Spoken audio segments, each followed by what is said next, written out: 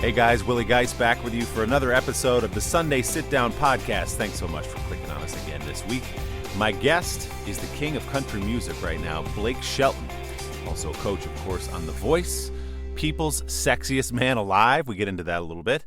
And let's be honest, the headliner, the boyfriend of Gwen Stefani. We talk about that as well. So Blake just opened a new bar in Nashville. It's a bar doesn't really tell you what it is. It's a 5-story music venue. It's called Ole Red, based on one of his songs. On the top, there's a bar. In between, there are music venues. There's a place you can have a wedding or your prom or whatever. It's this massive structure on Lower Broadway, right in Nashville, which is sort of the bustling center of town right now. And there are bars all around it. So he's just in the last year or so, across the street, they're building Luke Bryan's version of this bar. Next to Luke Bryan's is Jason Aldean's. If you look north up West End, you get to Dierks Bentley's place. Florida Georgia Line has one. John Rich has one. Alan Jackson has one. If you're anybody in Nashville, you got your own bar. And now Blake has his, and I think it's the biggest of them all. It's massive. So he's pumped about that. We talked about his new bar. We mixed some cocktails behind the bar before we started. It was, I should point out, about 11 o'clock in the morning. So the bourbon, and I think he had Diet Coke maybe. We didn't drink a ton of it. I just want to be upfront and honest with you about that. But we did talk an awful lot about his career, where he started coming from Ada, Oklahoma, rising up and really being in Nashville for a decade before anything happened for him, before he got any action in the music business. And then, of course, going on The Voice, which totally changed his life and a chance to show off some of his charm and his personality. And now he's on a streak of 17 consecutive #1 country music songs, which is an all-time record when you think about that in country music. So a great conversation, really one of the most fun and charming guys you can ever sit down with. A Sunday sit down right now with Blake Shelton. How's the drink treating you with the diet? This is good. This is, wow. Stiff? I'm ready to talk. A little stiff? I'm ready to do an interview now. I got stuff to say. That's the truth serum you're holding in your hand right there. Oh, I got a lot to confess. So congratulations on this place. Thank you. Is it crazy to see it all? It was a dream for a couple of years, now to walk up and down 5 stories and look out and see your own place? I think back to that very first meeting, like official meeting that we had about doing, these Ole Red bar and grills, and it was like a lot of inspiration type photos, and here's what we think possibilities of these logos, and to know that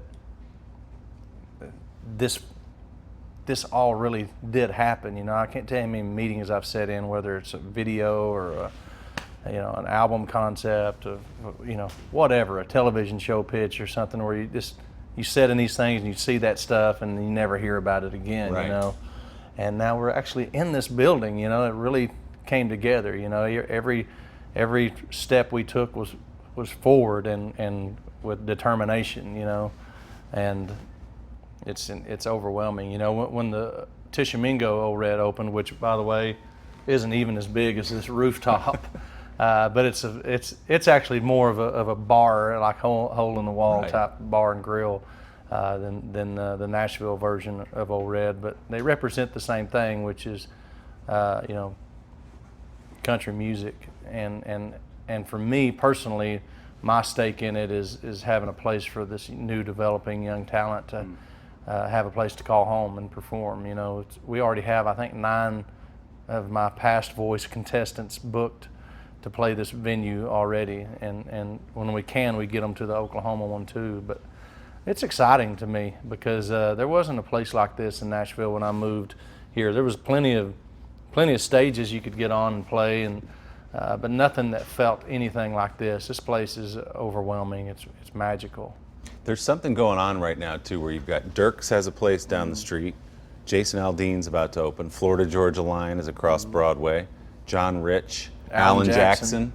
Luke Bryan is actually putting in a place just a good egg throwing distance from here also. But it is, man, there's something going on downtown right now in Nashville. Actually, in Nashville in general. I mean, this community it's literally exploding. Yeah. And everybody wants to be here, including the artists. We want to have a stake in this and be sure that it doesn't ever get away from the music part of this community, because that's the heart and soul of Nashville, if you ask me.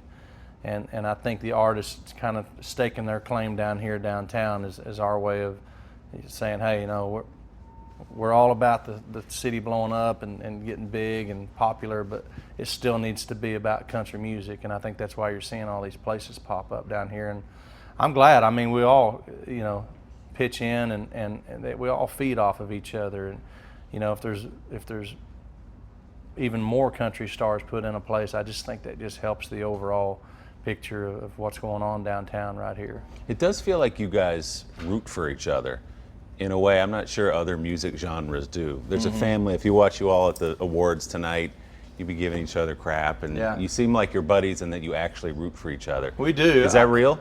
It is real. Everything about, you know, the country music family is real. I mean, we're close. We fight. We don't fight. We don't have feuds on, you know, on social media. If we have a problem, we talk about it and we get over it, and we stay at each other's houses. I mean, it's actually a lot like what I envision that your Today Show family is what the country music family is like. It literally, as a kid, send me that picture, you know, did you catch any fish? You know, it's like it really is that way with us. You know, so I threw in catch any fish because we all fish in country music. That's right. You got to get that in there. Yeah.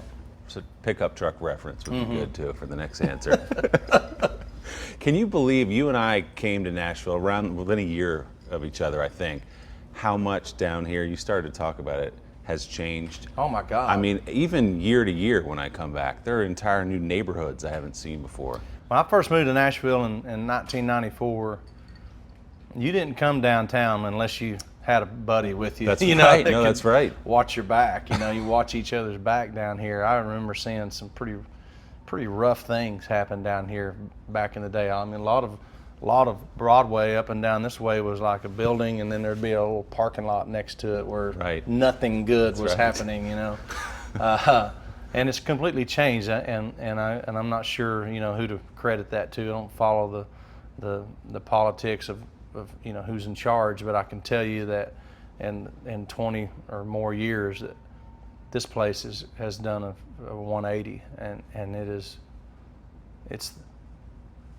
this is the place to be in the United States of America. Nashville is the place to be right now, and when you come here, you can feel it. You can feel the excitement, and I don't care if you're downtown or if you're across I-40 over there on the other side, closer to Music Row. There's energy over there. There's businesses popping up. It's insane. I don't know how it can continue to grow like it's growing. You know, it's going to implode. It's crazy. I mean, just the bachelorette parties alone. I don't know if you watch Broadway where they've got the beer trucks where they pedal and they're riding in the back of tractors and all that. It's crazy down here. It's unbelievable. Do you take a moment like this where you have your own 5-story bar that's your place and think about the 17-year-old who came to Nashville and say, my God, I could never even have dreamed of this? Yeah, you know, I can remember a time where it just felt like such an outsider when I first moved to Nashville. Like, how am I going to break into this community? What about me can compete with every other singer in this town? And coming down to Broadway and seeing these bands that are so good, these singers that are so good, and just thinking, I wish I could have got that gig, you know, at Tootsie's or Roberts or wherever, you know. I wish, man, I wonder who I got to meet to get to perform on that stage, or I wonder if they would even think I'm good enough, you know, to go from that 17-year-old to, we're sitting on the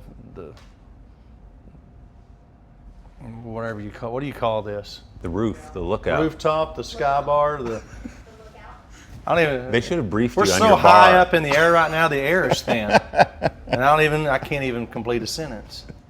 But we're actually sitting on the rooftop of a place where I have a stage where I know there's that 17-year-old walking up and down the street right now on Broadway going, man, I hope I can play in Old Red one of these days. You know, it's just crazy how it comes full circle. Does it feel insane to you now that a kid 2 weeks out of high school at age 17 left Oklahoma and just rolled into Nashville? Yeah. Did you have a plan? What were you doing in those early years? No, I still haven't really put together a good answer to that question after all this time, because all I knew is I wanted to be one of those guys that I heard on the radio. I wanted to be one of them. And I knew the only way to do that was to be here. And that was the plan. And luckily I had the support of my family, and to help me out with rent or whatever, and loan me some money when I needed to, put a deposit down for an apartment or whatever. But outside of that, I was pretty much on my own. And it was just left up to me to meet people. And that was always the one thing I felt like I must have been pretty good at, was meeting people and just playing the game down here, which is, getting a chance to meet a songwriter and trying to, do something or say something or be funny so that they would remember you. That was always kind of what I felt like I had, maybe my only gift to try to get to where I wanted to be, which is to be a country singer. And I did that. I started singing demos for songwriters, and I remember I would stress out if I was going to sing a demo for a popular songwriter in town, and I'd be like, rehearsing my jokes and whatever I was going to say to try to get the opportunity to then write with that person after I sang their demo for them. And that's how it ended up working for me, to get my foot in the door. So we were talking about your parents supporting you while you were in Nashville, but that support for your career goes back a lot farther than that. I'm thinking about 8-year-old Blake Shelton in the beauty pageants. What was that like? What kind of a show is this? Why don't they bring up beauty pageants? It launched your career, Blake, the pageants. Yeah, it sure did. Look, in Ada, Oklahoma, if you want to be a singer in 1984, there's not a lot of options. And so I was in my bedroom singing every night, and Mom thought it was cute, and she asked me, you want to sing on stage? You want to be a singer? Yeah. So the only option was whatever pageants, for kids was going on. There was a talent portion where you got to perform. And so I had to do these pageants in order to be able to get up and sing my, Bob Seger song or whatever it was I was singing back then. Do a little night moves. Old time rock and roll. Sure, yeah. And Cat Scratch Fever by Ted Nugent. Of course. Which is a great song for kids. For an 8-year-old. There is footage of me singing that. But anyway, really? Because none of us knew what it meant. So obviously, once any of my buddies saw me in a pageant and that got around, it's like, okay, Mom, I don't think I want to be a singer anymore, because all that other stuff you got to do, I don't want to do that. I just want to sing, and so just forget it. And then now, all these years later, I find out that it's still like being in a pageant, because in order to sing, there's all these other things that you got to do, But do you have to do the other stuff, or could you just go sing? This is the other stuff. This is like doing evening wear. This is it. This is the swimsuit part of my day. And then there's the interview. No, there's always the other stuff, Yeah. And the good thing for me, and where I've been lucky, oh my God, I've been lucky in every part of it actually, but where I'm really lucky today is, look, it is what it is, and I've gotten to a point in my career that I'm not afraid to say no to stuff, big things that people probably walk away scratching their head like, why would you not do that? And because I know the time restraints that come with big opportunities, and I'm at a point in my life where time is as valuable as anything, and having it with my family and with Gwen and her kids, and just what's important to you, at this age, it starts to change, and let's face it, I've done well, and there's no reason that I should chase it that hard anymore, or beat my head against the wall. I'm not going to do it. And as long as my career is here for me, and they're playing my songs on the radio, I'll still work at it. But the second it starts to slip, you're not going to see me chase it. you know, because I've had my time and I've been so lucky, and I'm so grateful for it. You're too young to be talking this way. This is like, yeah, but you know what? I know what the entertainment industry's like, and it's cutthroat, and it's here today, gone tomorrow, and because there's always that next hot thing coming up, you know. Even this week, you know, the CMT Awards, I'm up for Video of the Year, and I'm up against, you know, people that are 22, 24 years old, you know, and here I am, 41-year-old guy going, oh, vote for me, you know. But it's so exciting to still be in that group, and I don't want to sound ungrateful for it, because I've worked so hard to get here, and now that I've worked so hard to get here, I just want to enjoy it the way that I want to, and approach this the way that I want to, which is take my time, and if I have to pass on some concerts or not tour as much as I used to, then that's what I'm going to do, because I got a life that I want to live. You know, I've missed out on 20 years worth of having a life to get here, and now I'm ready to have that part. well, you had to work very hard to get to the point where you could sit here and even consider slowing down. Those early years in Nashville, from like '94 to your first record that went platinum, 2001, what were those years like, and were there times where you said, maybe I'm not going to make it in Nashville, maybe I'm going to go home, or did you always know this is what I'm doing? You know, it's weird because I felt like I got close a few times in those early days to getting, you know, back then all you cared about was getting a record deal. That's all that mattered. A record deal or nothing. That's how it was. There wasn't the internet. You couldn't make it on YouTube or Facebook or MySpace or whatever, you know, avenue people have made it over the years.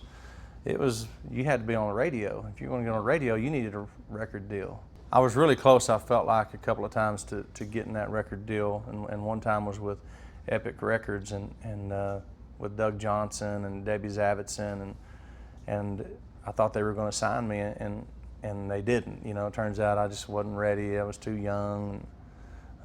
Whatever, they just didn't think it was right. And I remember how devastating that was to me whenever they officially passed on you know, me as an artist, and then it felt like every opportunity after that wasn't as big of a deal as that one was that I missed out on, and eventually a couple of years went by, and I was about to just give up and move back home. You know, it was 7 years later, and my friends had already graduated college and not only had good jobs, they had gotten promotions and they were making a lot of money, and I was still singing demos for $40 a piece, hoping that I would get a few a week, you know, to live off of. And about that time I met Bobby Braddock, who decided that he, you know, as a songwriter, he wanted to kind of expand and go into being a producer and producing a record on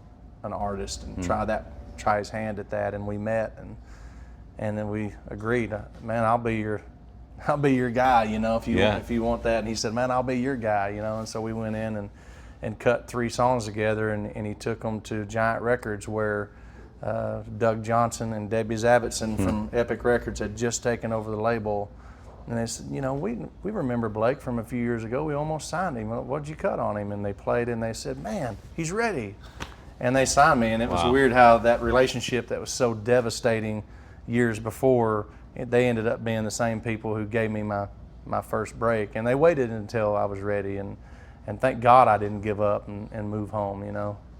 And then a decade later, I think it's fair to say, when you joined The Voice, your career went to a completely different level. I've heard everybody on that show, from Usher to you to Adam, say, it exposed me to a completely different audience, got to see your personality. People who weren't in the country world got to see that you were funny, and your bit. What did it mean to you? Well, my career had so many ups and downs before I even got to The Voice. You know, there was times where, you know, I put out some music and a couple of singles would get to 40 and be like, oh God, here we go, you know, and then luckily it would have a little comeback and have something that got played, and then The Voice came along, and suddenly, you know, I went from being a guy that CMA Fest week I felt like a big deal that 1 week of the year, because every country music fan in the world came here, and I was here, and we were all big stars that week. I didn't realize that, most people in this country had never, ever even heard of me at all or heard my music. And it wasn't until I got on The Voice as a coach that I realized, man, I am nobody. I am absolutely nobody. And the way I felt that was, I remember the first time or two that they introduced us onto the stage, ladies and gentlemen, before the cameras roll, Adam Levine, and the place just erupts, and Christina Aguilera, and just deafening, CeeLo, Blake Shelton, and just, a couple of, like, who the hell is Blake Shelton? Who is that? I don't know. Is he the host? Carson Daly, and the place erupts again, So it's like, okay, I'm nothing, and so that I really credit that show with exposing me to just the world. I mean, if you were a country music fan before The Voice came along, you probably heard a few of my songs, and it doesn't necessarily mean you even knew my name, but The Voice changed everything for me. I mean, everything. Is it something you see yourself continuing to do? There's been some talk that maybe you might not come back next season. Is that true? I mean, if it's not going to come back next season, they haven't told me. But you may not come back next season. Oh, no. You know what? I'd like to keep doing the Voice at least for a little while longer. It's not going to last forever. My run, even if the Voice lasts, if it's the next Wheel of Fortune, my run is going to be limited there. But I think that's fair to say of Adam and me and anybody. It's they can't continue to have Adam and I forever on the show. I mean, sure, they may want to, though. Well, they may want to, but they're not going to. Pat and Vanna are still there. That's true. That's true. Wow. I'd like to keep. I'll tell you that I definitely will be back next season. Beyond that, I don't know. I mean, as if I'm sitting here right now talking to you, I would love to do it beyond that, but things change. And obviously, on a personal level, The Voice was huge for you. Having met Gwen there, you've said many times that she saved your life. Yeah. What did you mean by that? Well, because when I was going through my divorce and just hit rock bottom, just like anybody does when they go through something that devastating, it's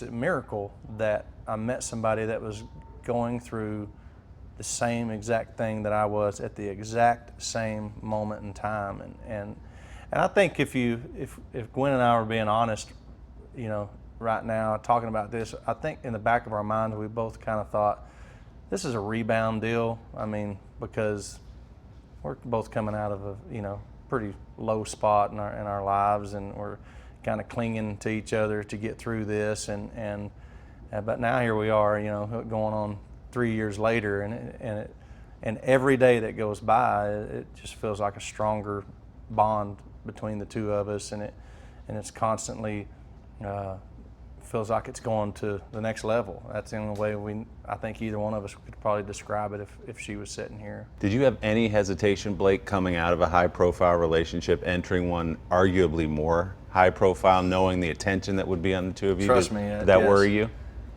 Yeah, in fact, she and I talked about it a few times, because she was coming out of a high-profile relationship too, and it's like, man, are we really going to step right back into this, to this landmine again of just this explosive? Oh my gosh, it's just it's a tabloid's dream to have these two worlds collide, and the situation that they collided in, but at the end of the day, all you got to do is ignore it, and it's not even there. If you ignore it, those stories and the blogs and the tabloids and the rumors, they don't exist, because it's not real. It's not real life. It took me a long time to figure out Twitter's not real life. It's nothing. If you don't have it on your phone, it doesn't exist at all. You don't have to have it in your life, and man, once you get over that hump, and I don't know that this generation coming up will ever get over that hump. I mean, they're growing up in the social media world, you know, and it's so easy to get wrapped up in it. I did. But man, if you can ever break away from it, you may save your own life. And I'm serious. For me, social media is just it's the devil. It is. Well, it's the most extreme negativity you can find too. Yeah. There's no balance in it. You know, it's funny. Somebody will send me an article and be like, "Hey, have you read this piece they wrote about you in the Tennessean?" No, I haven't. I haven't seen it. You know, and of course you read it, and then the worst thing you can ever do, there's always that section at the bottom that says comments. It's like, oh my God! Never read the comments. They hope my dog dies. They hate me so much. Like, how can you hate me so much that you hope my dog dies? But that's what's on there. Yeah, they can.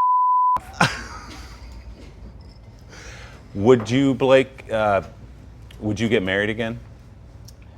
Oh my gosh. They made you have to ask me that, didn't they? No, who's they? Just me. Is it Bob Greenblatt? Is it Paul Talegli? One of those NBC? What's that guy there? No, that one's just coming from me. The big boss? Steve Burke? Yeah, Steve Burke Yeah. called you and said, Nope, asking. no phone call.